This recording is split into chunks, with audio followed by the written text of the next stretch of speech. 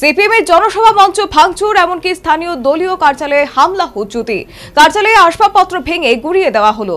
রাজধানী আগরতলায় নতুন নগরের চাপা উত্তেজনা। মঙ্গলবার ছিল সিপিএম এর পলিট ব্যুরো সদস্য তথা দলীয় রাজ্য সম্পাদক জিতেন্দ্র চৌধুরীর উপস্থিতিতে জনসভা। দলীয় সদর মহকুমা কমিটি নতুন নগরে এই জনসভার আয়োজন করেছিল, কিন্তু জনসভার শুরুর আগে যখন মঞ্চ সাজসজ্জার কাজ হচ্ছিল মাইক লাগানো ও অন্যান্য প্রস্তুতি, তখন একদল দুষ্কৃতী হঠাৎ চড়াও হয়ে এই জনসভা মঞ্চ ভাঙচুর চালায় বলে অভিযোগ।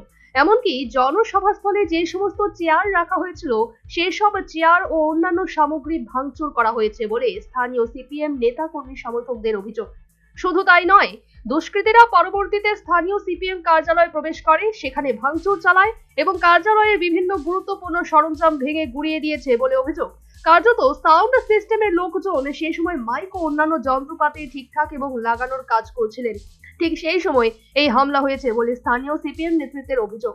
খবর পেয়ে ছুটে যায় পুলিশ এবং সিপিএম এর অন্যান্য নেতারাও ঘটনাস্থলে যান। তবে এই ধরনের হামলা হুজ্জুতির ভয়ভীতির উপেক্ষা করেই এদিনের নির্দিষ্ট কর্মসূচি পালন করা হবে বলে জানালেন সিপিএম এর রাজ্য নেতৃত্ব শ্যামল দে।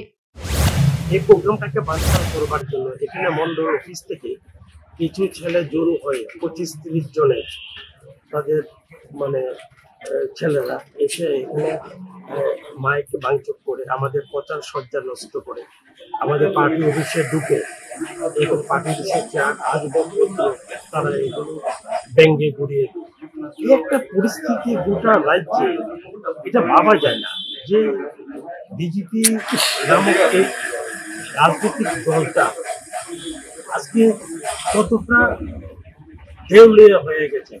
ওরা পায়ের তলা থেকে ওদের মাটি সরে যাচ্ছে, ওরা বুঝতে পেরে এখন বিভিন্নভাবে সেখানে আক্রমণগুলো সংগঠিত করছে। তো যাই হোক, যারা এগুলো সংগঠিত করেছে, তো আমরা এগুলোকে উপেক্ষা করি। আমাদের যে নির্দিষ্ট করা কর্মসূচি, সেই কর্মসূচি আমরা প্রতিপালন করি। দেখা যাক কি করতে পারে। ঘটনায় স্বভাবতই সংশ্লিষ্ট এলাকায় একটা রাজনৈতিক চাপা উত্তেজনা তৈরি হয়েছে। এলাকায় কঠোর পুলিশি ব্যবস্থা করা হলেও সাধারণের মধ্যে একটা চাঞ্চল্য বিরাজ করছে। এই ঘটনা কোন দিকে মোড় নেয় সেটাই এখন লক্ষণীয় বিষয়। Bureau report, news vanguard.